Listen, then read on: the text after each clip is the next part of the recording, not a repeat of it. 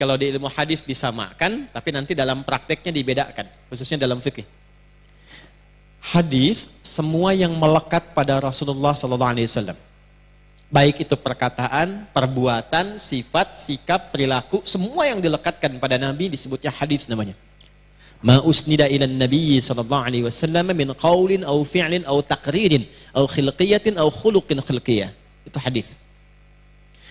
Kalau apa yang dilekatkan pada Nabi itu dicontohkan, dipraktekkan untuk kita ikuti, maka berubah namanya menjadi sunnah. Apa itu? Sunnah. Jelas? Nah, tidak setiap apa yang melekat pada Nabi itu menjadi sunnah. Oh, hati-hati ya. Tidak setiap yang melekat kepada Nabi menjadi apa? Contoh, istri Nabi berapa? Udah ketawa aja. Istri Nabi berapa? Oke. Lebih daripada 4 kan? Ada yang menuliskan 9, ada 11, ada 11 plus 1. Dengan plus 1-nya Maria Al-Qibtiyah. Itu yang Nabi lakukan dalam hidup karena perintah Allah. Jadi nikahnya Nabi itu perintah. Awas, hati-hati loh. Nikahi Sayyidah Aisyah, nikahi Sayyidah Zainab, nikahi ini. Itu perintah Allah. Jelas? Tapi melekat pada kehidupan Nabi. Tapi itu tidak menjadi sunnah buat antum. Jelas? Aneh mau ikut sunnah Nabi, istri 11, Masya Allah. Nah itu konslet. Jelas? Tidak semua yang melekat kepada Nabi itu menjadi apa? Sunnah. Tapi ketika Nabi praktekkan dan petunjuknya itu diminta kita meneladani itu semua, maka disebut apa namanya? Sunnah. Sunnah itu jalan hidup namanya, jalan yang dilalui. Ketika semua juga punya jalan dan karakter, maka yang ini melekat khusus kepada Nabi. Maka dimasukkan sifat di dalamnya, nyatu as-sunnah an-nabawiyah, jalan hidup yang pernah dilakukan dan dituntun oleh Nabi sallallahu alaihi wasallam. Ini menjadi materi penting, seharusnya wajib bagi setiap muslim itu belajar itu. Karena itu yang bisa menuntun dan menyelamatkan kita dalam berbagai medan kehidupan kita di 3 alam. Dunia, alam kubur, sampai dengan akhirat. Dan pembuktian dunia sudah selesai. Antum kalau nggak percaya, kita kan punya disiplin ilmu banyak. Kita tuh paling kaya disiplin ilmunya. Hadis, fikih, akidah, kemudian ada bidang sejarah, ada bidang lughah, lughahnya dibagi lagi, ada nahwu, ada saraf, ada balaghah, balaghah dibagi 3, ada ma'ani, ada bayan, ada badi', ada arud, arud dibagi 16 bahar, ada tawil, ada rajas, ada madid dan sebagainya sampai ke adab. Adab dibagi lagi, ada syair, ada qasidah, ada macam-macam. Kita paling kaya itu. Batuk. Kode, ada yang penting. Apa yang pentingnya? Silahkan cek ngaji di kitab sejarah. Dan sejarah kita bukan fiktif. Satu-satunya perjalanan sejarah sampai melacak orangnya. Kapan hidup, kapan wafat, hidupnya bagaimana, cuma di Islam. Bahkan ada sejarah tentang wafatnya saja, wafayatul a'yan. Ada diceritakan tentang kisah orang hebat dari lahir, profilnya sampai hebat, Syiar A'lam Nubala 29 jilid. Ada yang diceritakan di bidang hadis saja, Mizanul I'tidal. Ya itu ada semua, komplit. Silahkan Anda cek orang-orang yang pernah mengikuti Nabi di eranya dan diikuti lagi oleh orang generasi setelahnya. Silahkan cek dalam sejarah, buktikan apakah mereka sukses atau tidak. Buktikan saja. Bandingkan Abu Bakar, Umar, Utsman, Ali radhiyallahu taala anhum jami'an sebelum masuk Islam dengan setelah masuk Islam. Buktikan. Setelah itu beda generasi, masa tabi'in, silahkan cek. Imam Mujahid, Ikrimah dan sebagainya. Ya, itu kan awalnya apa? Awalnya itu cuma asisten. Muridnya Ibnu Abbas radhiyallahu taala anhuma. Asisten. Bahkan di masa itu asistennya itu ada yang menyebutnya dengan budak. Dan Islam datang membebaskan perbudakan. Cuma jadi asistennya seorang alim. Sahabat junior dan saudara Nabi SAW itu tiba jadi ulama besar. Begitu Ibnu Abbas radhiyallahu taala anhuma meninggal, itu Mujahid jadi ulama besar, Ikrimah jadi ulama besar. Cek lagi setelahnya tabi'in di generasi awal-awal itu. Coba lihat Abu Hanifah. Abu Hanifah masuk tabi'in. Lihat Imam Malik rahimahullah ta'ala. Imam Syafi'i, Imam Ahmad bin Hanbal.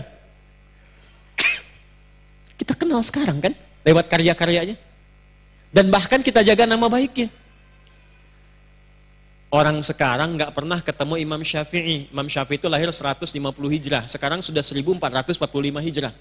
Antum keluar dari sini, maki-maki tuh Imam Syafi'i. Se-Indonesia memarahi antum tuh. Padahal nggak pernah ketemu. Kok bisa begitu tuh? Kok bisa begitu? Pokoknya silahkan Anda cek dimanapun orang-orang yang ikut ini, apapun pilihannya, di ilmu pengetahuan, di karir, di diplomat, di birokrat, dalam segala aspek sukses. Dan hebatnya saat dia sukses diperintahkan oleh agamanya, bangun dengan kesuksesanmu itu negerimu, bangun kampungmu, bangun kotamu. Tidak disebut seorang yang muslim yang baik, tidak disebut seorang muslim yang baik, kalau kesuksesannya hanya dikhususkan untuk pribadinya saja. Nabi datang ke Yathrib, kotanya tertinggal. Tapi setelah lestari semua diajarkan oleh Nabi, berubah kota itu menjadi suasana kota yang hebat, metropolitan, yang paling unggul, yang paling menginspirasi. Berubah jadi Al-Madinah, Al-Munawwarah. Dan dimanapun selalu berubah. Maka saya yakin kalau di Indonesia ini orang Islamnya benar, dan diikuti tuntunan ini, karena semuanya baik, nggak ada yang nggak baik. Saya yakin, demi Allah saya katakan, cepat atau lambat, kalau Anda ingin buktikan, cek di Lampung dulu.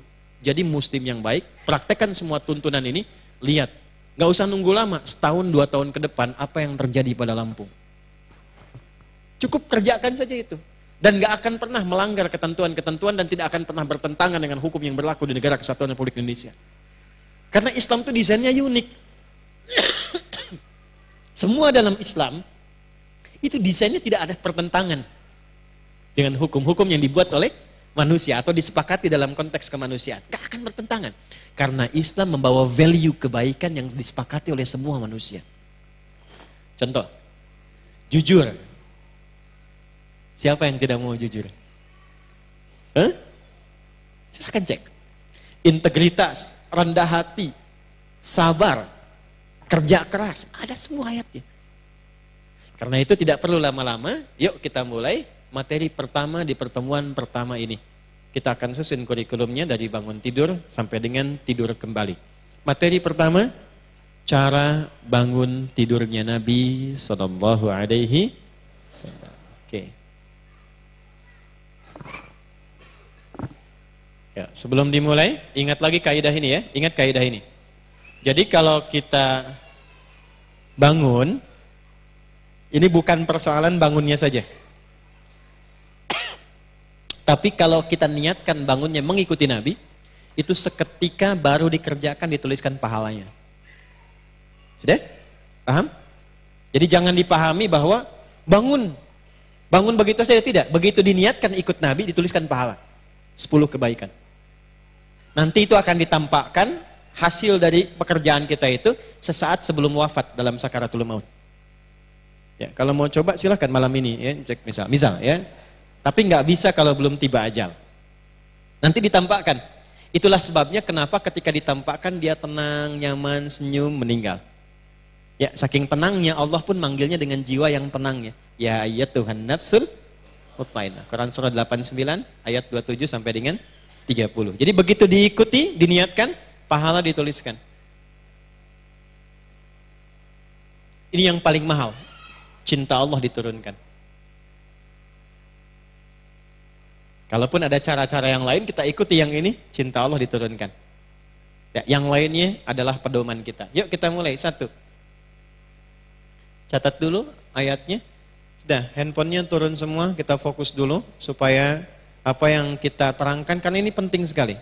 Ya, penting sekali supaya fokusnya betul-betul bisa kita pahami dengan baik dan mudah untuk diamalkan. Siap? 1.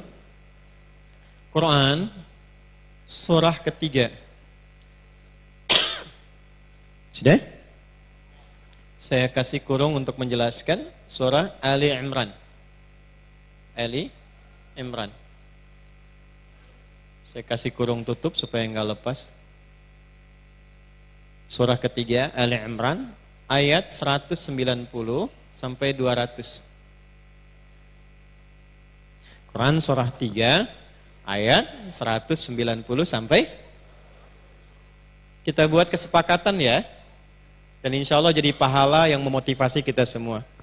Mulai malam ini, karena kita insya Allah akan ada kajian rutin yang tersilabuskan. Mulai malam ini, kalau saya tuliskan ayat, itu artinya mesti hafal.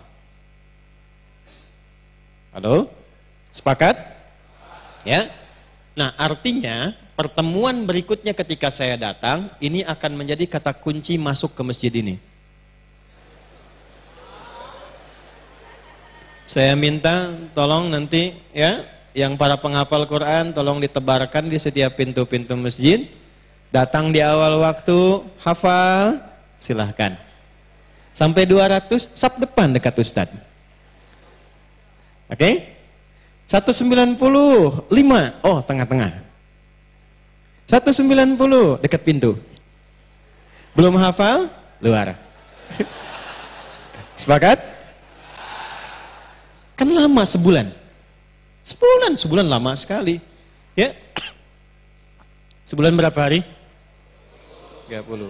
Jadi kalau itu ada kurang lebih 10 ayat, kurang lebih 10 sampai 11 ayat, 30 bagi 10 3. Apa enggak bisa 3 hari menghafal 1 ayat? Ya, sangat lama sekali 3 hari 1 ayat. Sepakat ya?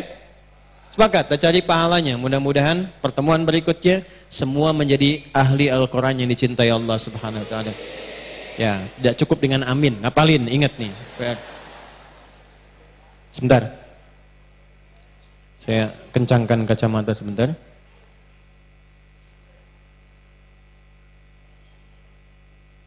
Saya cuma lihat wajah-wajahnya aja ya. Baik. Jadi pekan depan saya sudah tahu tuh. Kalau kesini lagi bulan depan, nah ini ada wajah-wajah ini tuh. Ingat ya, janjian kita. Jangan potong rambut dulu antum. 2. Hadisnya. Yang paling lengkap dulu ambil di Abu Daud. Sunan Abu Daud. Nomor hadis 1367. Sudah? Kalau ingin ambil jalur yang kuat secara sanad di hadis Muslim bisa. Nomor hadis 763. Sudah? Kalau kira-kira di kitabnya beda cetakan atau ada ikhtisar, ambil rawinya, periwayatnya. Periwayatnya Ibnu Abbas radhiyallahu taala anhuma. Nama aslinya Abdullah. Ibnu Abbas, anaknya Abbas dikenal dengan Ibnu Abbas radhiyallahu taala anhuma. Yuk, 2 ini dulu. Kita membahas insya Allah selalu pakai dalil. Quran, hadis, karena ini pelajaran sunnah mesti ada hadisnya. Nanti pertemuan berikutnya saya bawakan contoh kitabnya supaya bisa ditunjukkan. Kalau perlu nanti saya kopikan dulu supaya teman-teman mendapat bagiannya dan nanti tinggal kami upload, Anda tinggal download saja dari situ ya, sehingga masuk ke handphone masing-masing. Sepakat? Alhamdulillah. Yuk siap-siap. Hadis nggak perlu dihafal kalau ini. Hadis itu tidak menuntut hafalan. Dihafal bagus. Dihafal bagus, tapi tidak menuntut hafalan. Hadis itu yang penting paham, lakukan. Kalau Quran dihafal setiap hurufnya ada pahala. Setiap hurufnya. Dan paling banyak nyari pahala itu menghafal Quran. Paling banyak. Ya, sebab setiap satu huruf itu 10. At-Tirmidzi nomor hadis 2910. Man qara'a harfan min kitabillahi falahu asyru hasanat. Siapa yang baca Quran 1 huruf saja dapat 10 kebaikan. Dan gak ada orang baca Quran itu cuma 1 huruf. Nun, lumayan. Lumayan 10, ya? Gak ada. Pasti banyak. Nah, yang menghafal itu mustahil ada yang 1, dan kalaupun 1 pasti diulang-ulang. Diulang-ulang. Gak ada orang yang menghafal Quran cuma sekali baca. Alif Lam Mim.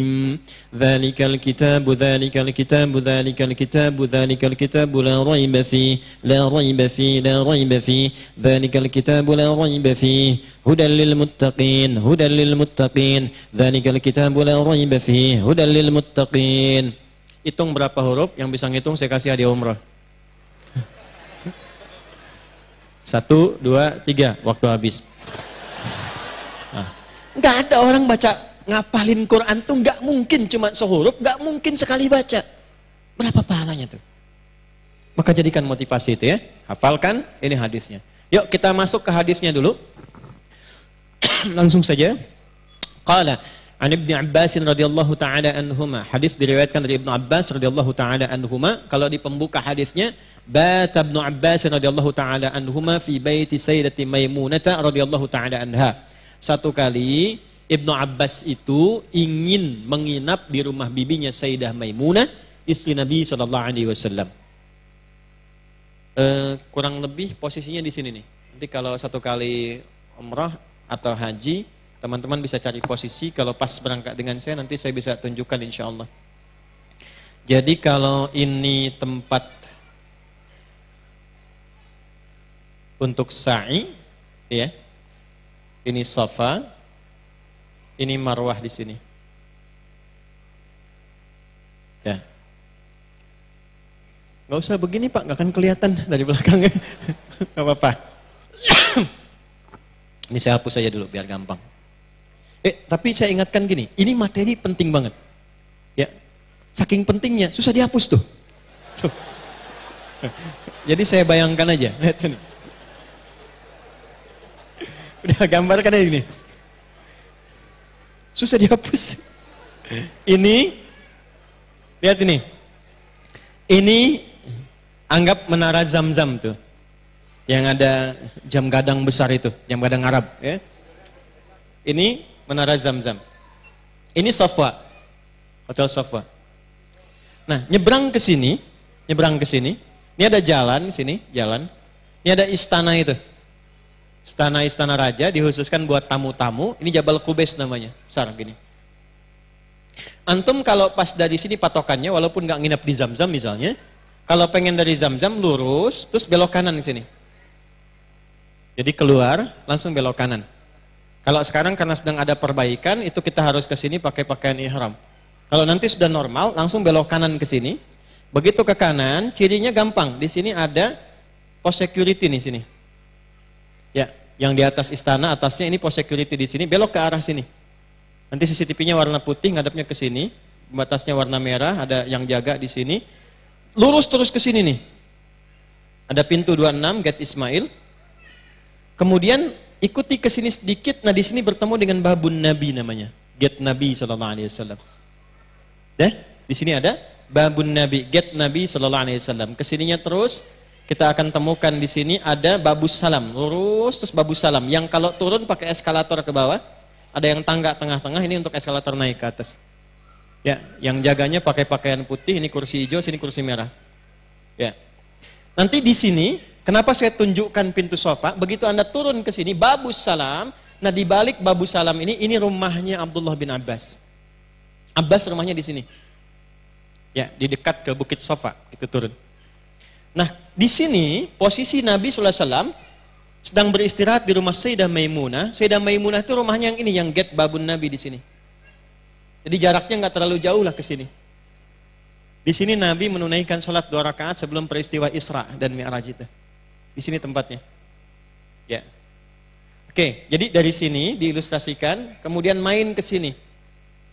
Yang mau saya highlight sedikit, Ibnu Abbas itu masih kecil, masih junior saat Nabi hidup. Gambarannya begini, Nabi meninggal itu sallallahu alaihi wasallam, usianya masih sekitar 13-14 tahun.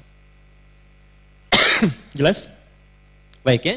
Jadi kurang lebih lah lahir sekitar 3 tahunan sebelum hijrah. Jadi bisa digambarkan kalau kondisinya gitu ya. Ini di awal-awal masa tinggal di situ. Jadi kan fatrahnya pasti fatrah Mekah kan? Karena setelah Madinah kan beliau hijrah kan? Baik. Jadi kurang lebih usianya masih kecil. 2 ke 3 tahunan begitu. Ya, usia berapa?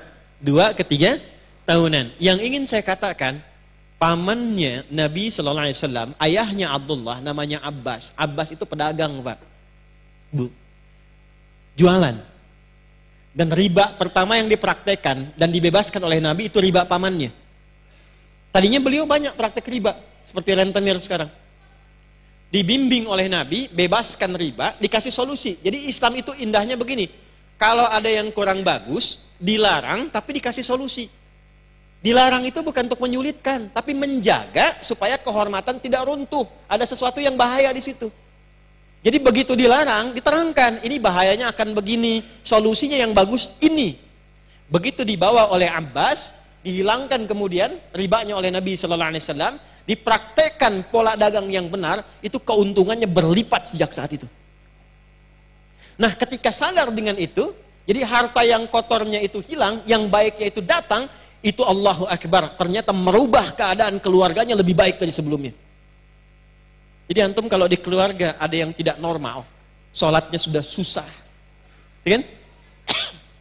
Dengar azan sudah sewot, susah diberitahu, cek dulu. Kalau bukan maksiat yang pernah dikerjakan, mungkin ada harta yang tidak halal yang terbawa ke rumah. Cek. Tapi kalau Anda berniat memperbaiki, silahkan Anda lihat perbedaannya. Akan terjadi sesuatu yang besar ketika Anda niatkan karena Allah memperbaiki harta yang Allah titipkan yang kita bawa ke dalam rumah, bawa yang halal, itu demi Allah saya katakan. Bukan hanya Anda akan merubah keluarga Anda lebih baik daripada sebelumnya. Dan itu pernah saya kemudian ajarkan pada beberapa keluarga saat kami pertama datang ke Bekasi, itu Allahu Akbar. Tiba-tiba istrinya jadi pentahsin, anaknya senang Quran, ada yang menghafal Quran, tadinya agak jauh. Nah setelah itu apa yang terjadi? Anak sulungnya Fudail ingin berkhidmat pada Rasulullah SAW, sehingga nanti kisah viralnya saat Nabi akan wafat di pangkuan Sayyidah Aisyah, kan viral Nabi meminta air wudhu dulu kan? Nah itu yang bawakan air wudhunya namanya Fudail bin Abbas radhiyallahu ta'ala anhuma. Makanya istrinya disebut dengan Ummu Fudail atau Ummu Fadl. Yang bungsu, nah ini poin pentingnya. Abbas melihat mesti ada yang dibanggakan di keluarga untuk pulang ke hadapan Allah di hari kiamat. Dari sekian yang sibuk, saya siapkan anak bungsu saya menjadi sosok yang dibanggakan di hari kiamat. Khusus untuk yang bungsu, itu diwakafkan hidupnya untuk menuntut ilmu dari Nabi SAW. Bapaknya Abbas sesibuk-sibuknya masih ikut ta'lim dengan Nabi. Nabi meninggal hafal 200 hadis. Paman Nabi, keluarga Nabi masih ngaji pada Nabi hafal 200 hadis. Di surga jelas bersama Nabi karena keluarga Nabi. Anda keluarga Nabi bukan, sahabat Nabi bukan. Ya, sesibuk apa sih? Sampai ngaji pun belum punya waktu. Ya, coba dicek, tapi cita-cita masuk surga Firdaus bersama Nabi. Nah, ini sepeninggal Nabi, bapaknya hafal 200 hadis, anaknya hafal 2000 hadis. Allah kirimkan kepada antum, ada ayah, ada ibu, antum, istri, anak. Kirim satu anak belum ada, 2 anak belum ada, 3 anak. Kalau sudah 4, 5 anak belum ada yang dekat dengan Allah, berapa anak lagi yang perlu diberikan supaya antum punya kebanggaan di hadapan Allah? Minimal kita siapkan diri kita jadi lebih baik. Maka apa yang terjadi? Dari kecil sudah disiapkan, disimpan di majlis Nabi sehingga cinta dengan Nabi.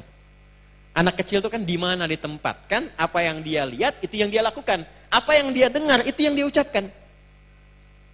Begitu disimpan jatuh cinta dengan Nabi SAW. Merangkak-rangkak didoakan oleh Nabi. Allahumma faqihhu fid din wa alimhu ta'wil. Ya Allah, pahamkan ia tentang semua urusan terkait dengan agama dan bimbing ia untuk memahami hal paling detil dan paling sulit dalam pemahaman agama. Tumbuh anak itu kecintaannya pada Nabi. Satu kali anak kecil yang belum balik ini sampai ingin tahu kalau Nabi tidur gimana sih cara tidurnya. Kalau Nabi bangun malam hari gimana cara bangunnya. Maka kita akan dapati hadis tentang bangun tidur itu diriwayatkan oleh anak kecil yang belum balik pada masanya. Dan sepeninggal Nabi usia 13 tahun hafal 2000 hadis itu diriwayatkan kepada kita, direkam dokumennya oleh Imam Muslim dan Imam Abu Daud termasuk nanti Al-Bukhari, sampailah kepada kita. Bata Ibnu Abbas radhiyallahu taala anhuma fi baiti Sayyidati Maimunah. Ibnu Abbas radhiyallahu taala anhuma pernah satu kali tidur di rumahnya Sayyidah Maimunah untuk memburu dan ingin tahu kebiasaan bangun malamnya Nabi sallallahu alaihi wasallam. Fattaja'a, ya, maka beliau mulai berbaring. Ittaja'a itu berbaring miring kanan, ya, alal wisadati aw kama qala, ya, sambil tiduran. Wisadah itu di atas bantal dan beliau ke bagian yang datarnya. Fil ardi. Jadi bantal itu kan kalau kita lihat ada yang datar, ada yang kayak guling kan. Nah, datar itu disebut dengan ard, yang panjang itu, ya, yang kayak guling disebut dengan tulnya. Maka kata Ibnu Abbas radhiyallahu taala anhuma, saya itu dijamu oleh Nabi, kalau dalam bahasa kita ya, tidur itu dekatan dengan Nabi. Saya kebagian bantal yang lebarnya, Nabi dengan Sayyidah Maimunah itu tidur di atas bantal yang panjangnya. Kalau kita kayak gulingnya lah sekarang. Jelas ya? Jadi saking dekatnya dengan Nabi sallallahu alaihi wasallam, saking ingin tahunya kebiasaan Nabi sampai didekatkan oleh Nabi. Kalau bahasa kita, kamu tidur di sini ya. Baik. Apa yang terjadi? Ketika Nabi bangun, falamma staiqadha au hina staiqadha Rasulullah sallallahu alaihi wasallam au kama qala, maka ketika Nabi sallallahu alaihi wasallam bangun dari tidurnya. Catat ini. Fi muntasafil laili, di pertengahan malam. 1 tengah malam. Au qablahu biqalil, atau saya duga juga sebelum tengah malam sedikit ya. Ya. Sebelum tengah malam sedikit, sesaat sebelum tengah malam. Au ba'dahu biqalil, atau kira-kira lah sesaat setelah tengah malam. Kan dulu belum ada jam kan? Jadi beliau kira-kira saja nih, Nabi kira-kira bangunnya nih pas saat tengah malamnya, entah itu sesaat sebelum atau sesaat setelah, kurang lebih jedanya nggak terlalu jauh. Cara bedakannya begini, malam itu dimulai waktunya ba'da isya. Jelas? Kalau maghrib itu pembuka malam, muqaddimatul lail. Malam dimulainya ba'da isya. Sekarang isya jam berapa? Oke, kita ambil misalnya 7:30 lah paling cepatnya, ba'da isya. Yuk kita hitunglah 7:30, 19.30. 19.30. Subuh jam berapa? Oke, ambil langsung bulatnya saja, misalnya jam 4.30. Kita hitung 19.30, 7.30, ya kan? Kemudian 8.30, ya, 9.30, 10.30, 11.30. Kemudian 12.30, setengah 1, setengah 2, setengah 3, setengah 4, setengah 5. Ulangi ya. Setengah 8 ke setengah 9 kita hitung 1 kan? Jadi setengah 8-nya nggak dihitung kan? Ulangi lagi. Setengah 9 kan 1 jam. Setengah 10, setengah 11, setengah 12, setengah 1, setengah 2, setengah 3, setengah 4, setengah 5. Berarti berapa jam? 9. 9 bagi 2 berapa? 4,5. Yuk, ikutkan di 4,5 berarti ya. Setengah 8 ke setengah 9. Setengah 9, setengah 10, setengah 11, setengah 12. Jadi setengah 12, kalau ditambahkan sedikit kurang lebih ke jam 12-an lah kurang lebih. 12 lewat, pas tengah malam kan. Baik, ini yang dimaksud awal malam, awal pertengahan malam. Oke? Bangunnya Nabi, nanti kalau kita lacak di hadis-hadis lain, itu beliau bagi kepada 3 bagian. Nanti ada sesaat setelah itu, rentang kurang lebih 1 jam, 2 jam. Jadi kalau di jam 12 tambah 1, 2 jam, jam berapa? Ambil paling ujungnya jam 2 misalnya. Oke? Nah, sepertiganya di akhir. Tambahkan kurang lebih 1 jam atau 1,5 jam ke akhirnya. 2 tambah 1 berapa?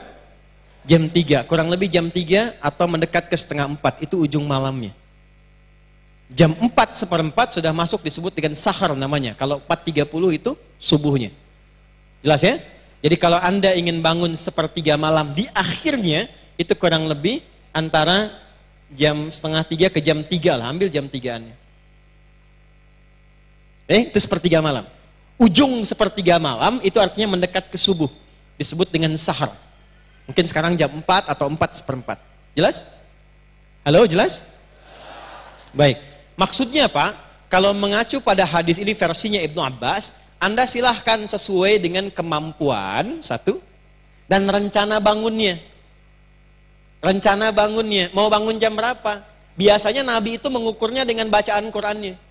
Kalau pengen lama, beliau bangun lebih awal.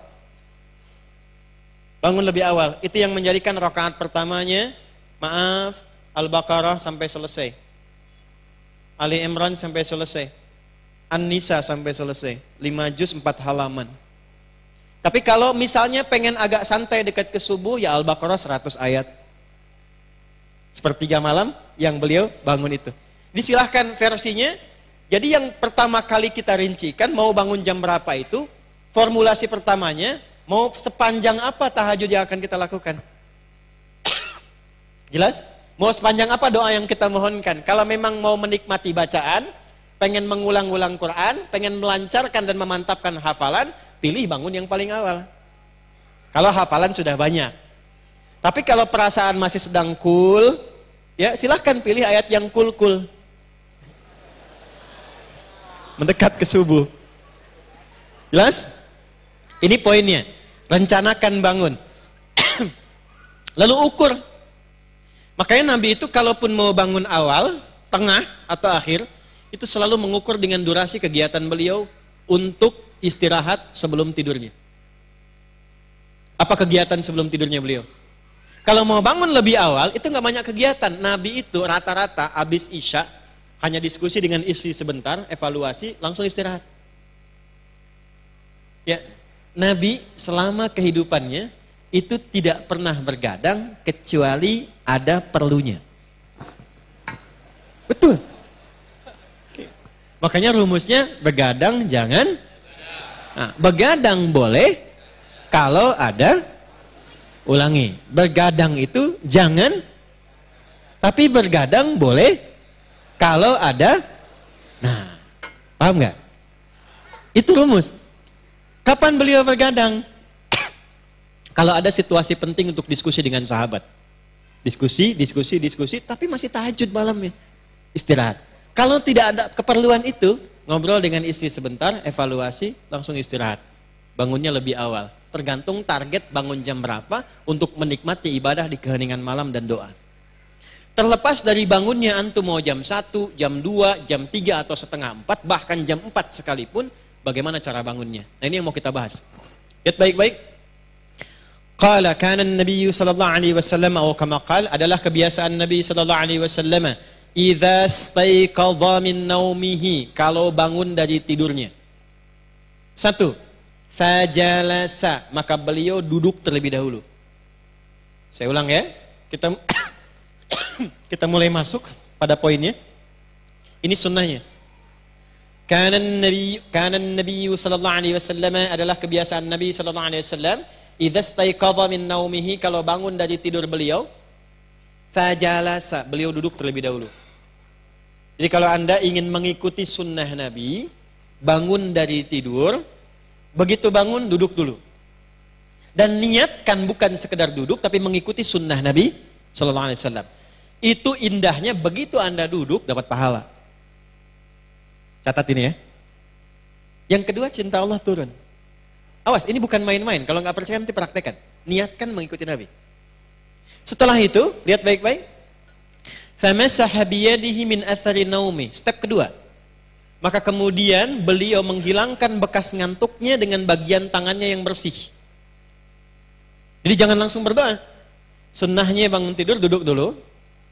Lalu hilangkan bekas ngantuk dengan bagian tangan yang bersih. Karena nanti ada redaksi lain. Kalau Anda bangun tidur, cuci tangan dulu, karena Anda tidak tahu kemana tangan itu berkelana saat tidur. Paham? Baik. Nah, karena itu, ini tidak bertentangan hadisnya. Anda kan bisa sadar saat bangun itu tahu bagaimana keadaan tangan. Karena itu pilih yang paling bersih, hilangkan bekas ngantuk. Jangan langsung berdoa. Jangan sampai bangun jam 3, duduk betul sunnah pertama. Yang kedua langsung doa. Begitu sadar, jam 6.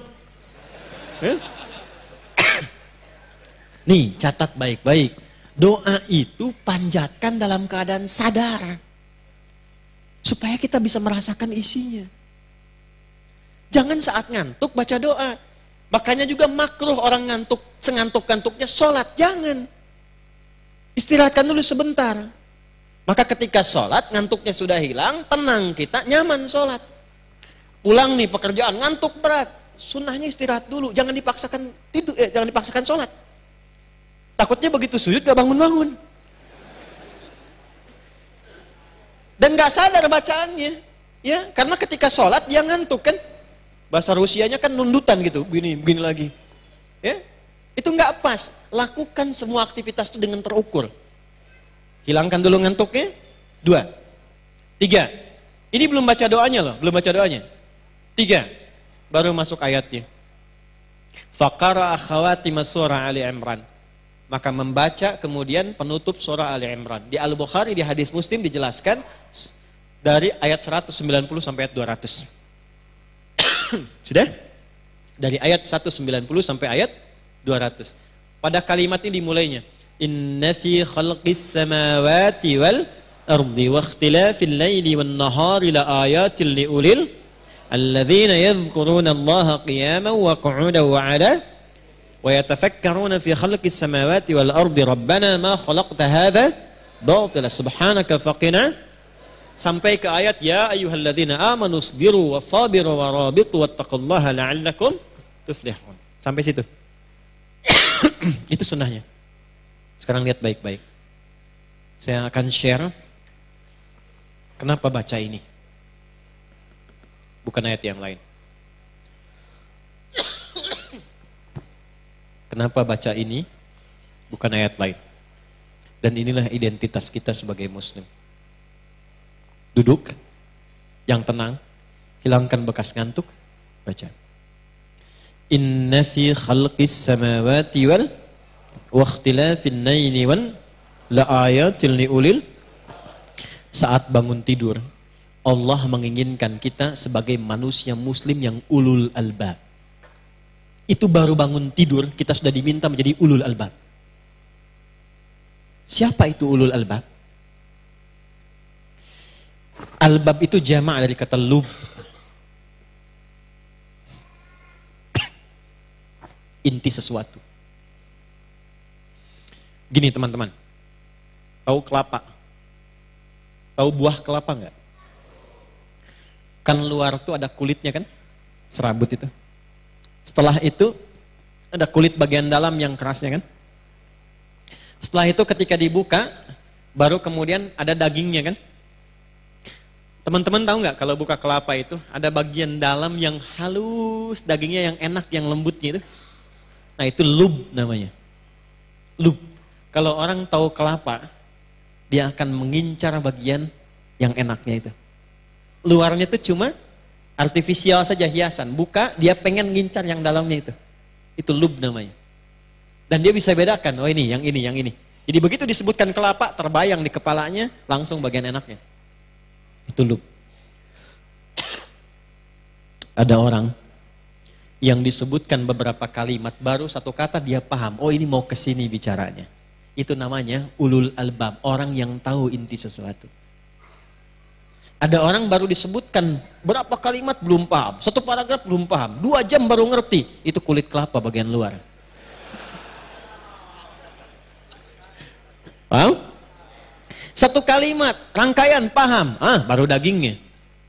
Tapi baru disebutkan satu kalimat, satu lafaz, ini dia ngerti kemana arahnya. Itu ulul albab. Ada orang yang ngelihat langit, wih bagus langit nih, cerah sekali, itu kulit kelapa.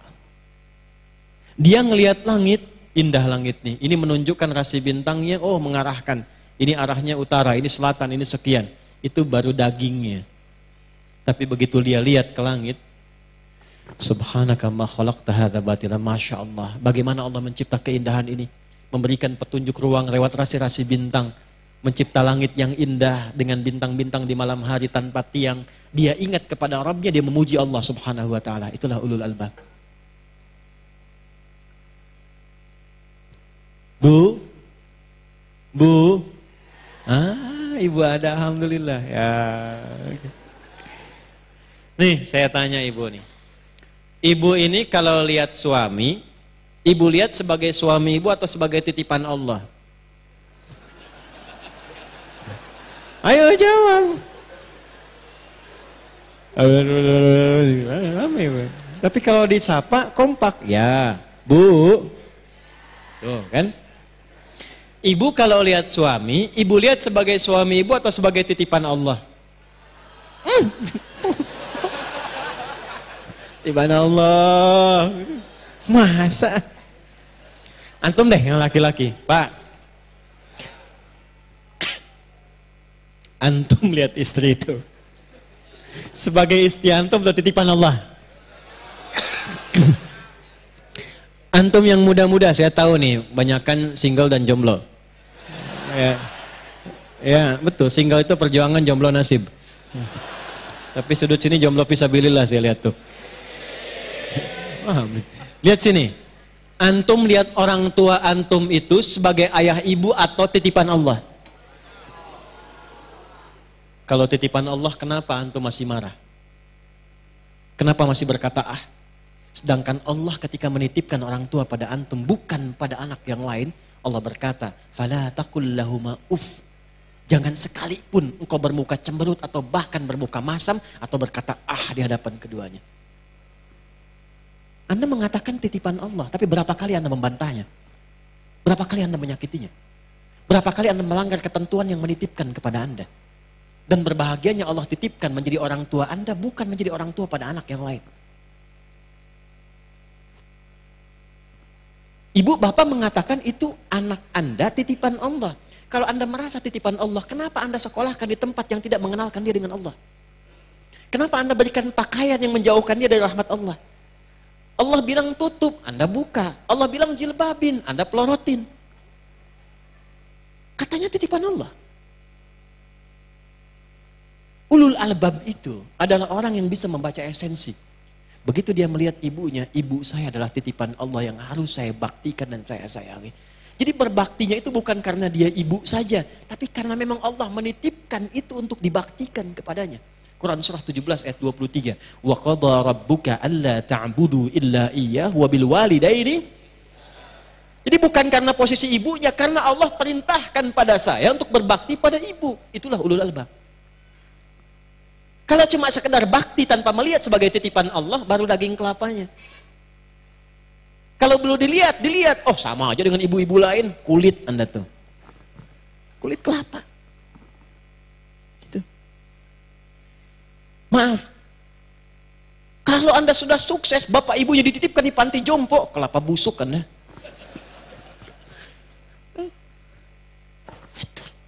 Itulah ulul albab.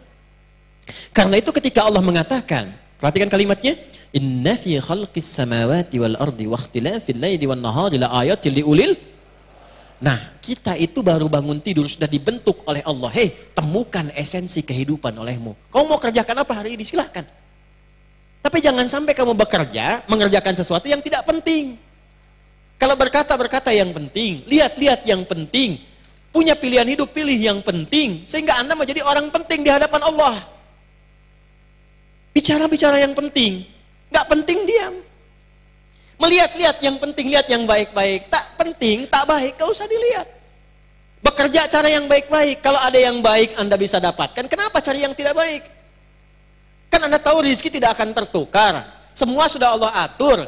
Ada jalan yang baik. Kalau sudah Allah berikan yang baik, kenapa Anda mengatur diri sendiri mencari jalan yang tidak baik? Kan tahu korupsi itu salah. Mencuri itu salah. Kenapa masih korupsi? Anda nggak korupsi pun nggak akan kehilangan rezeki Anda. Kenapa masih mencuri? Makanya ulul albab itu, dia paham betul. Ketika akan mengerjakan sesuatu mana yang penting. Bagi dia itu sendal, yang penting alas kaki, saya bisa melangkah dengan baik. Toh titipan juga, pada akhirnya rusak. Kalaupun hanya dia pakai yang bagus, untuk menyesuaikan saja, menghormati orang lain karena Allah perintahkan. Gitu. Dia berpakaian untuk menutupi aurat. Kalaupun masih diganti dengan yang bagus, dia menyesuaikan. Saya pengen sholat, Allah mencintai, saya datang dengan pakaian yang indah. Ya bani Adam, khudhu zinatakum inda kulli masjid. Saya ada undangan. Saya pakai jas, pakai dasi, bukan karena undangannya, karena Allah perintahkan lewat Rasulullah menghormati tamu. Saya pakai pakaian yang layak. Itu ulul albab. Gak semuanya harus dibeli. Muncul model ini, beli. Muncul model ini, beli. Dipakai? Enggak. Kulit kelapa. Motor model baru, datang. Kumpulkan lagi, datang. Pengen ini, datang. Dipakai? Enggak. Kulit kelapa. Paham? Kalau hidup kita tahu esensi, hidup tuh gampang. Yang bikin susah tuh manusianya sendiri. Allah sudah siapkan hidup yang gampang. Kenapa manusia memilih jalan yang susah? Paham? Oke, satu itulah ulul albab. Makanya orang ulul albab itu ketika ini bedanya umat Islam bangun dari tidur sudah diajarkan oleh Quran. Hei, kamu bangun hari ini jadilah orang penting. Jangan pernah melakukan kehidupanmu itu kecuali terukur dengan cara yang benar. Nanti saya turunkan lagi. Saya turunkan lagi. Kita balik nanya, ya Allah gimana caranya berlatih jadi ulul albab? Teruskan ayatnya. Alladzina yadhkurunallaha qiyaman wa qu'udan wa 'ala junubihim. Setelah itu, setelah tadzakur, setelah zikir, wa yatafakkaruna fi khalqis samawati wal rabbana ma khalaqta hadza batila subhanaka faqina adzabannar. Indahnya, Masya Allah. Ciri ulul albab itu ada 3. 1, ahli zikir. Ya. Sebaik-baik ya. Ini saya akan terangkan maksimal. Kalau saya sampai batuk terangkan ini antum belum paham juga. Dengan cara apa lagi saya masih terangkan? Saya pokoknya kalau dihisap saya lihat wajah antum tuh yang belum dicukur ya. Kalau antum belum paham juga saya akan, ya Allah waktu itu engkau mau mengetahui, saya udah terangin sampai batuk-batuk. Ya, tapi belum dia mau praktekkan juga ya Allah, kau maha tahu. Hati-hati mas. Saya paling hafal antum pokoknya itu. Ya. Zikir satu. 2, ulul albab itu ahli fikir. Sudah? Ahli zikir, ahli fikir. 3, ulul albab itu visioner. Visioner. Tahu visioner? Nanti kita turunkan ya. Nah, ada adik-adik kita yang butuh penjelasan lebih. Yuk lihat baik-baik. Zikir menjadikan semua kegiatan itu terkoneksi dengan Allah. Saya ulang. Zikir menjadikan semua kegiatan terkoneksi dengan Allah. Contoh begini. Ini ada gelas ya. Tapi saya nggak bisa contohkan, harus diisi air dulu sebentar. Supaya mudah contohkannya. Enggak, ini saya mau contohkan, serius. Bismillah. Bismillah.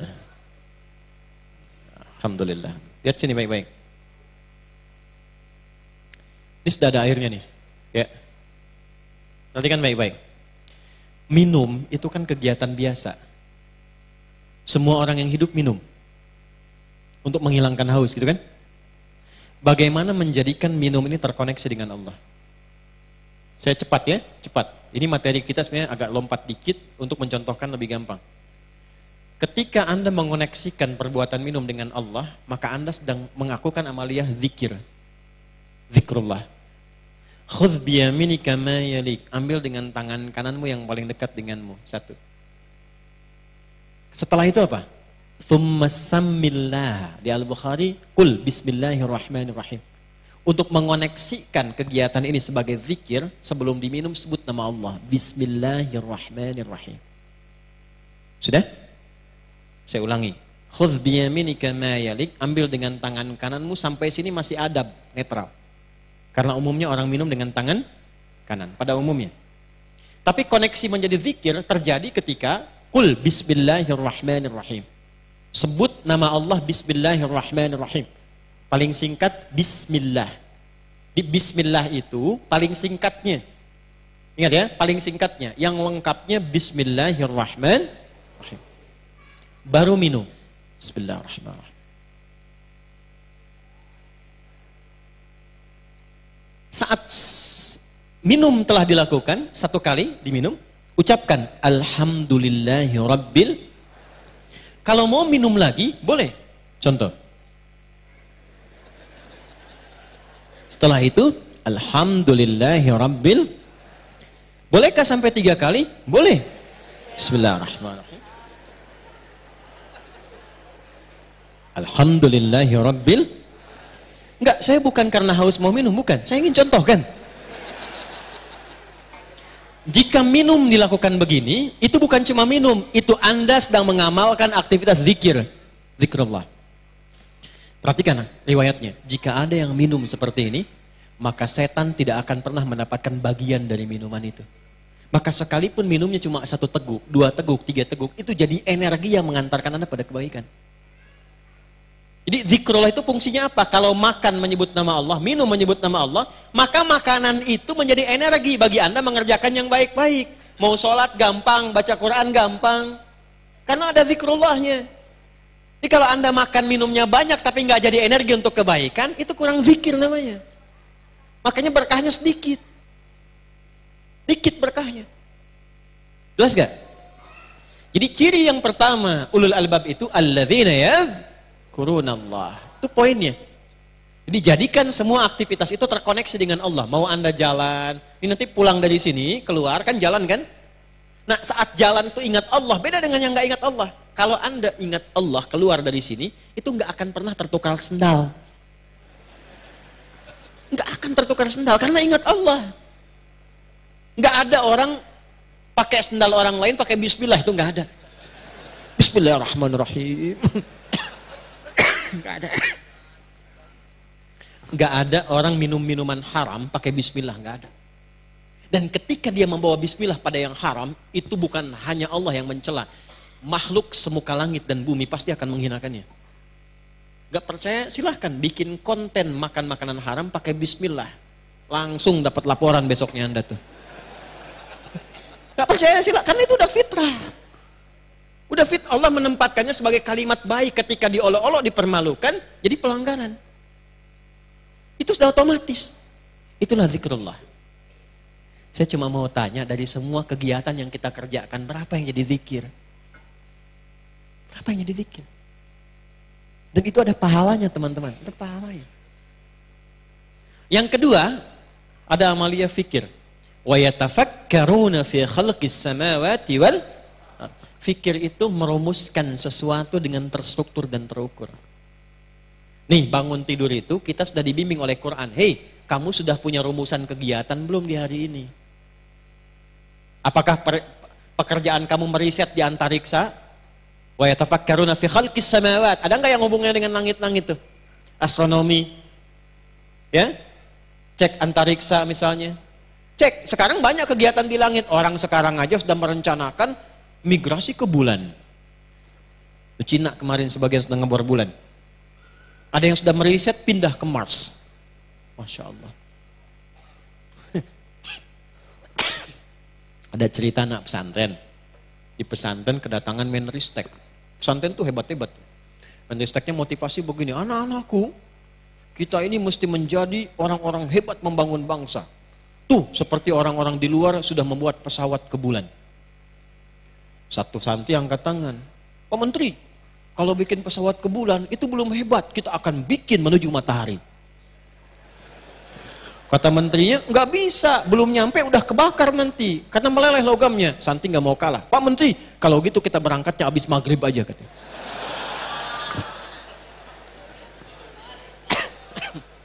Habis maghrib. Maghrib, tari tenggelam. Ini, jadi baru bangun itu, Allah nggak menginginkan ada orang Islam bangun tidur nggak punya rencana. Antum mau ngerjain apa? Ya, bangun tidur jam 7 mau kemana? Nanti subuhan mau di mana? Jam 7 mau di mana? Jam 8 kerjakan apa? Sampai tidur lagi punya rencana terukur. Makanya bangun tidur pertama, waktunya disebut subuh. Tadi kata asbah, sesuatu yang sudah siap dengan rencana. Kaifa asbahta ya akhi? Apa kabarmu hari ini? Itu maksudnya orang Arab nanya, kabar dan rencana apa di hari ini? Quran surah 81 ayat 18, was-subhi idza tanaffas. Dan demi waktu subuh yang saat tiba bersamaan dengan nafas itu keluar, Anda sudah punya rencana kegiatan yang terukur untuk dikerjakan. Coba lihat, subuh aja datang, tumbuhan sudah ngasih oksigen terukur. Matahari sudah mengeluarkan sinarnya, nyaman. Jadi kita ditunjukkan yang tumbuhan, yang benda-benda saya sudah melahirkan manfaat dan terukur kegiatannya. Masa manusia yang dihisab gak punya ukuran kegiatan?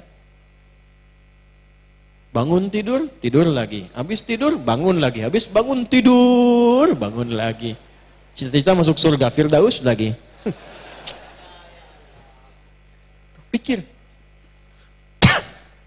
Mahasiswa angkat tangan, mahasiswa. Mahasiswa. Dah, turunkan tangannya. Kapan lulus? Untuk ketawa. kulit kelapa nih. Ulul albab tuh udah punya ukuran, lulus kapan?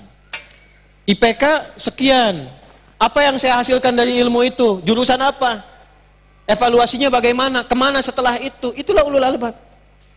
Saya tidak pernah masuk sekolah, apalagi di kampus, kecuali saat saya datang, saya sudah tentukan. Nih saya di masa depan pengen jadi ini. Yang saya butuhkan ini. Saya akan masuk kampus ke sini. Sebelum saya masuk, saya sudah mintakan buku-buku pelajarannya untuk saya pelajari dulu. Saya datang ke situ, temui kakak kelasnya, dosennya siapa ini? Ini karakternya apa? Saya baca. Jadi kita masuk ke kampus itu, ke kelas, hanya untuk menyelesaikan dan menghilangkan kesulitan yang kita alami. Bukan belajar dari awal. Habis waktu kita kalau begitu. Datang saya ke kampus, saya petakan, di mana perpustakaannya? Saya ke Tripoli berangkat, yang saya petakan cuma 4. 1 asrama, 2 kelas, 3 masjid, 4 perpustakaan. Berapa jarak dari asrama saya ke masjid? Saya keluar jam berapa dari kelas itu? Kemudian balik, harus ke asrama dulu atau langsung ke masjid? Berapa jaraknya? Berapa yang harus saya lakukan? Dari situ ke kelas berapa? Ke perpustakaan bagaimana?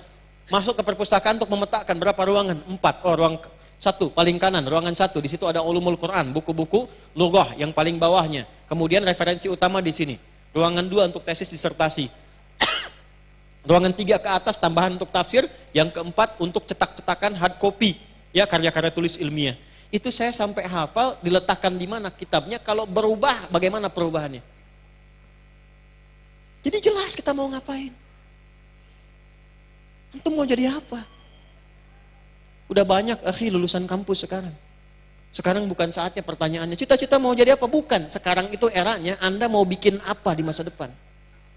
Dan Islam mengajarkan itu. Ini masih kampus, kapan mau nikah? Jelas dulu.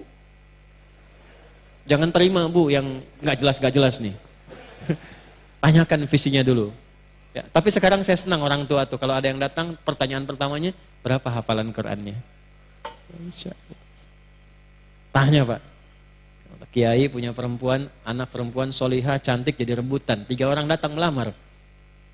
Begitu datang ditanya, Ananda namanya siapa? Torik pak.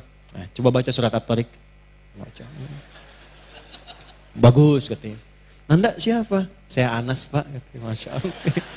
Baca Anas ya baca. Bagus. Itu yang ketiga mukanya udah pucat dia. Tapi akalnya banyak. Kalau Nanda siapa? Nama saya Imran pak. Nama saya Imran. Cuman panggilan sehari-hari Kulhu. Aduh. Balik. Dulu begitu pak, enggak, saya kisah cerita yang saya alami, itu saja. Yang saya alami, maksudnya kita bikin untuk motivasi. Ada yang lebih bagus, lebih baik daripada apa yang kami alami. Banyak ulama-ulama kita jadi contoh. Ada sebagian yang mungkin dari apa yang saya kerjakan enggak cocok buat Anda, cari yang netral. Kita harus punya role model, intinya apa? Terukur kegiatan itu. Bapak ibu nyekolahkan anak, ini Allah anugerahkan anak 1, 2, 3, 4, di rumah 4 anak. Sudah punya program belum untuk 4 anak itu? Yang 1 mau jadi apa? 2 apa? 3 apa? 4 apa? Siapkan dari sekarang. Anak itu kan masih kosong. Dia belum punya pilihan. Orang tua mengarahkan. Yang 1 Qurannya. 2 tafsirnya. 3 hadisnya. 4 fikihnya. Ketika orang tua dewasa tinggal memanen, panennya enak. Punya persoalan, kakak ayatnya apa? Oh, a'udzubillahi minasyaitonirrajim, bacakan. Quran surat sekian, ayat sekian, posisinya sekian, halaman sekian ayat. Ade nomor 2, tafsirnya apa? Oh begini, Abi. Hadisnya apa? Dek bungsu, oh begini. Fikihnya bagaimana? Ini hukumnya. Pengajian kosong.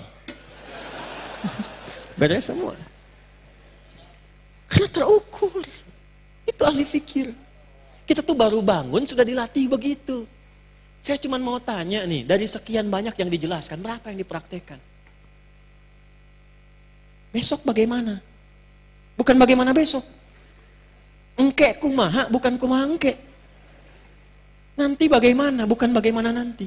Siapkan dari sekarang. Itulah ahli fikir. Yang terakhir, rumuskan kegiatan itu secara visioner yang panjang. Jangan cuma dunia. Yang kaya banyak dunia, tapi kekayaan dunia itu memberikan bekal kaya tidak di alam kubur. Ke akhiratnya bagaimana? Karena itu teruskan. Teruskan. Alladzina yadhkuruna Allaha qiyaman wa qu'udan wa 'ala wa yatafakkaruna fi khalqis samawati wal Rabbana ma khalaqta hadza subhanaka faqina adzaban Rabbana innaka man tudkhilin nar faqad akhzaita wa ma lidh-dhalimin min ansar Rabbana innana sami'na munadiyan yunadi lil imani an aminu bi rabbikum Rabbana faghfir lana dhunubana wa kaffir 'anna sayyi'atina wa tawaffana ma'al Rabbana wa atina ma wa'adtana 'ala rusulika wa la tukhzina yawmal qiyamah innaka la tukhliful Allahu akbar. Bikin visi panjang. Nih antum kerja ini sampai dapat uang buat apa? Buat kaya. Setelah kaya mau ngapain? Ngumpulin ini, setelah ngumpulin itu buat ngapain? Pada ujungnya antum meninggal. Setelah meninggal bagaimana? Maka kaya tidak dilarang, tapi bikin rencana kekayaan itu bermanfaat sampai kehidupan setelah wafat. Silahkan rencanakan, bikin visi sampai akhirat, turunkan surganya. Pilih apa untuk meniti surga itu? Saya pilih dengan jalur harta, berarti saya dagang. Bagaimana supaya dagang? Kaya dunianya, kaya akhiratnya. Oh ini ada skema zakat, skema infak. Jadi antum bisnis itu supaya bisa zakat, menaati Allah. Itulah ulul albab. Bikin rencana yang profesional. Kerja begini, bahannya gini, profesionalitas begini, cara menempatkannya begini, atur supaya tidak menyalahi waktu sholat. Sholat ya sholat, dagang ya dagang. Coba lihat keluar tuh, Masjid Nabawi, Masjidil Haram. Begitu sholat tutup semua. Dan nggak ada yang merasa akan kehilangan rezeki. Nggak ada tuh. Yang ada apa? Setiap menit laku terus. Coba lihat tuh yang bikin hotel, yang punya jualan macam-macam. Sholat ya sholat. Kalau perlu sholat depan tokonya. Nggak buka tuh. Setelah sholat, ya Allah. Nggak ada yang nggak habis, habis lagi. Selalu begitu.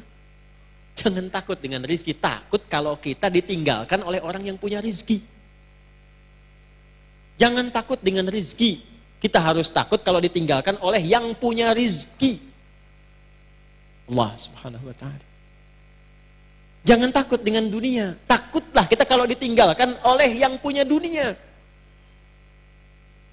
Takut sama Allah ya akhi. Antum punya Allah. Gak ada yang kurang.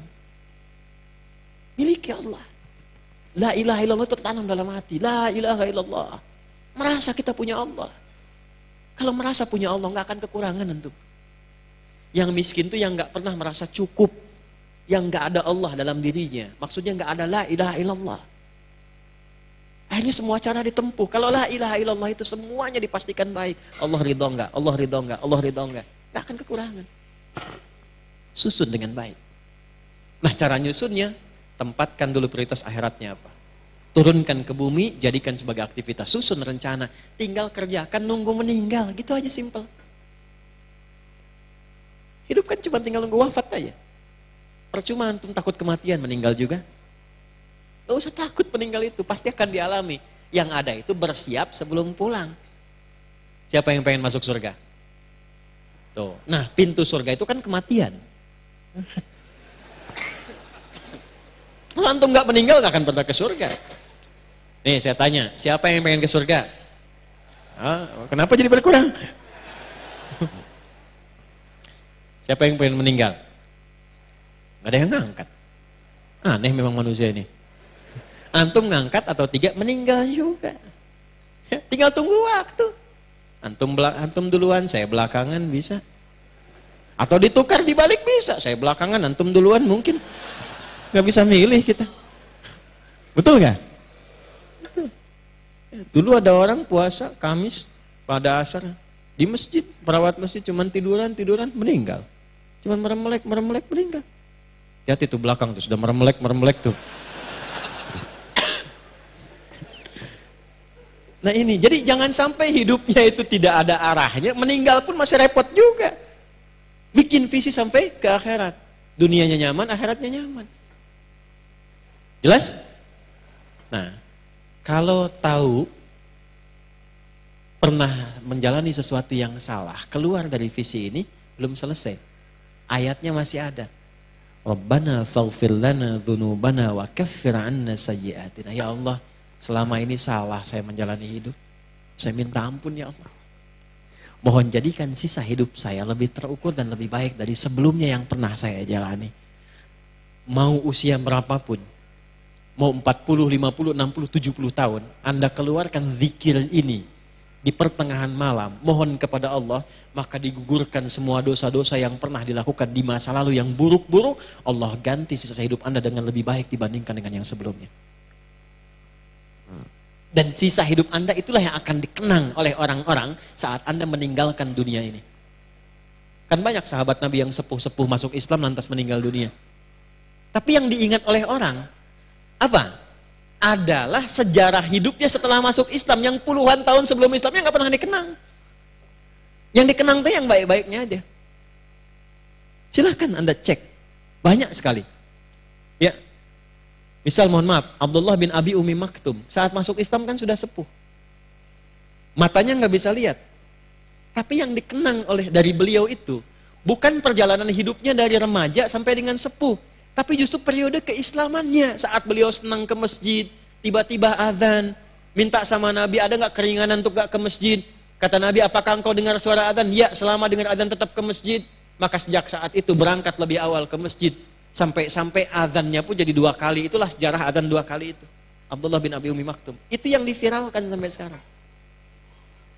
Antum jangan takut, Allah lebih cinta pelaku maksiat yang tobat dibandingkan orang soleh yang tidak pernah merasa salah. Catat itu. Allah lebih cinta pelaku maksiat yang gemar bertobat dibandingkan orang soleh yang tidak pernah merasa salah.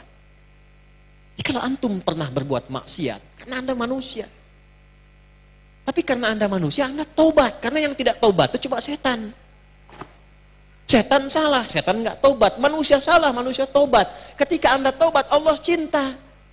Anda merasa soleh, tapi nggak pernah merasa salah. Allah malah nggak suka. Allah lebih mencintai pelaku maksiat yang gemar bertobat dibandingkan orang soleh yang tidak pernah merasa. Bikin status tuh.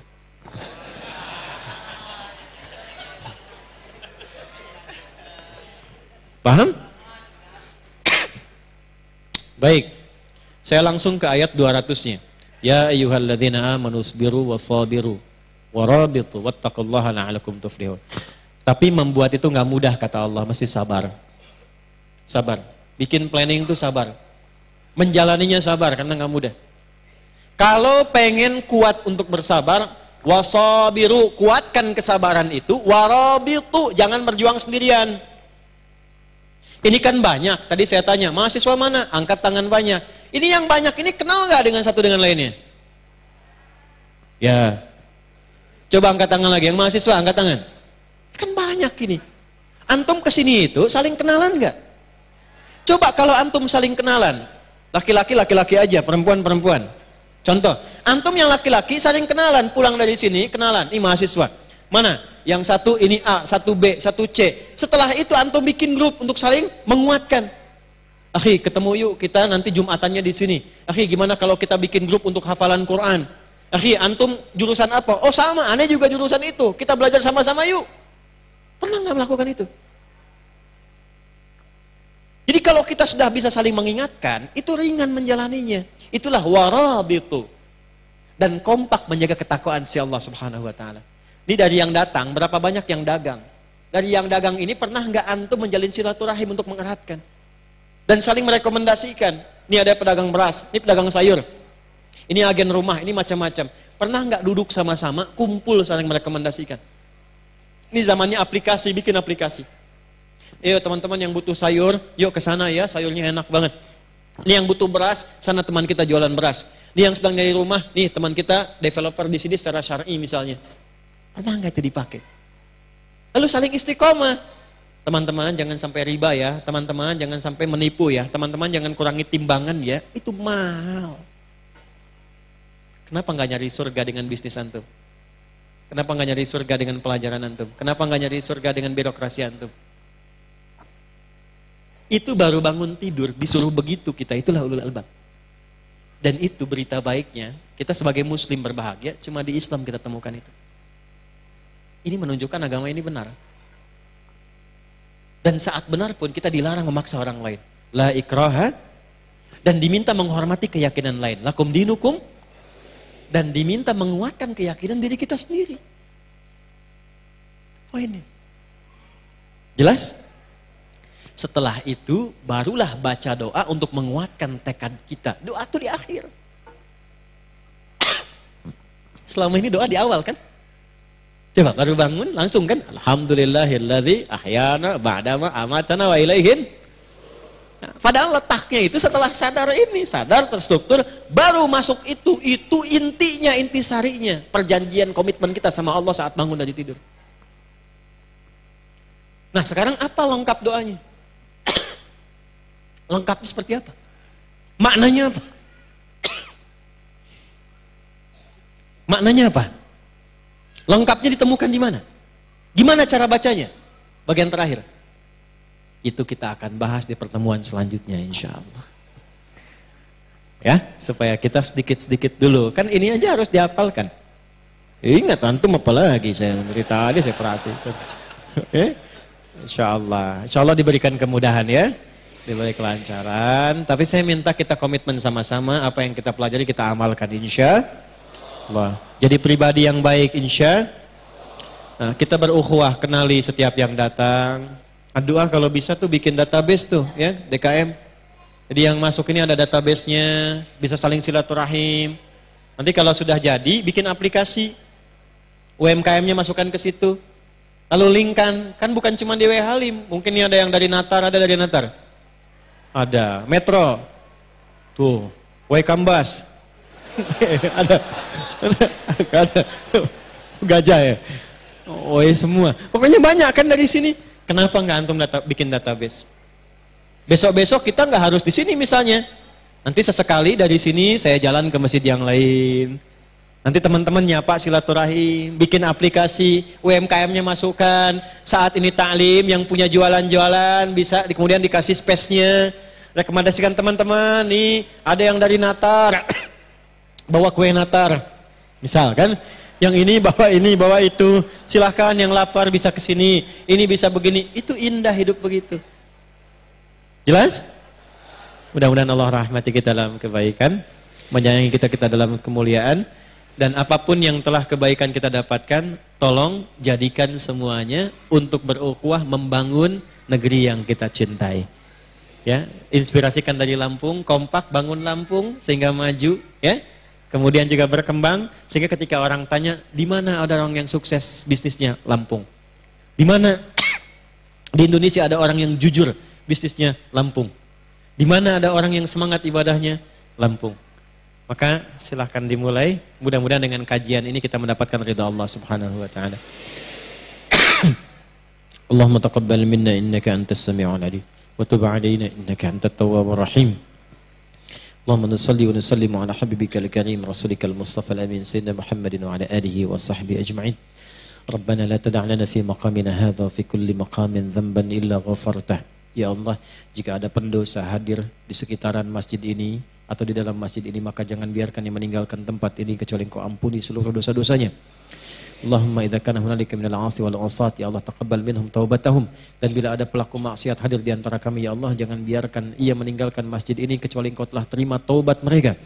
Wala hamman illa farajtah, jika ada di antara kami ya Allah yang datang dengan kegelisahan, maka jangan biarkan ia pulang kecuali Engkau telah tenangkan keadaan hati mereka. Wala 'asiran illa yassartah, jika ada di antara jamaah yang datang membawa kesulitan, maka mohon ya Allah hilangkan dan mudahkan seluruh kesulitan-kesulitannya. Allahumma wala maridan illa syafaitah, jika ada di antara kami yang diuji dengan penyakit, mohon angkat dan sembuhkan penyakitnya. Allahumma ja'alna min ummati sayyidina Muhammad sallallahu alaihi wasallam. Ya Allah, jadikan kami termasuk umat Rasulullah sallallahu alaihi wasallam. Ishtaqna bi Rasulillah sallallahu alaihi wasallam. Ya Allah, kami rindu dengan Rasulullah sallallahu alaihi wasallam. Ya Allah, jangan hilangkan kesempatan kami untuk bersua dengan Rasulullah sallallahu alaihi wasallam. Rizqna al-quwwata ya arhamar rahim. Allahumma rizqna al-quwwata ya Allah linaqtadiya bi sunnati nabiyina Muhammad sallallahu alaihi wasallam. Ya Allah, kami ingin berikhtiar untuk meneladani sunnah Rasulullah sallallahu alaihi wasallam dalam kehidupan ini, maka beri kami kemampuan, kekuatan selama hidup kami untuk meneladani sunnah Rasulullah sallallahu alaihi wasallam. Allahumma alif baina qulubina waj'al jam'ana hadza jam'an marhuma wa tafarruqana min ba'dihi tafarruqan ma'suma. Ya Allah, lembutkan hati kami untuk menyambung silaturahim, kebaikan dan ukhuwah di antara kami. Jadikan kami pertemuan di malam hari ini pertemuan yang menghadirkan rasa cinta, tali kasih dan kebaikan di antara kami. Dan bila pun kami mesti berpisah, jadikan perpisahan kami mengeratkan silaturahim dan kebaikan di antara kami. Rabbana atina fid dunya hasanah وفي الآخرة حسنة وقنا عذاب النار احفظ هذه البلاد Indonesia اللهم يا دل يا الله والدل يا الله كل أمرائها wahdihim siratakal mustaqim. Ya Allah, jaga negeri kami Indonesia, berkahi negeri kami Indonesia. Ya Allah, berikan hidayah kepada para pemimpin kami agar memberikan keputusan yang adil yang meringankan hisab mereka di hari kiamat kelak. Wahfadz ulama'ana waj'alhum mukhlasin lakaddin, dan mohon jaga para ulama kami ya Allah. Jaga para ulama kami ya Allah. Jaga para ulama kami ya Allah dan ikhlaskan mereka dalam berdakwah, satukan kami dalam cinta dan kebaikan, jauhkan dari perpecahan. Bifadlika subhana rabbika rabbil izzati amma yasifun, wassalamun alal mursalin, subhanakallahumma bihamdika nashhadu an la ilaha illa anta nastaghfiruka wa natubu ilaik, walhamdulillahi rabbil alamin.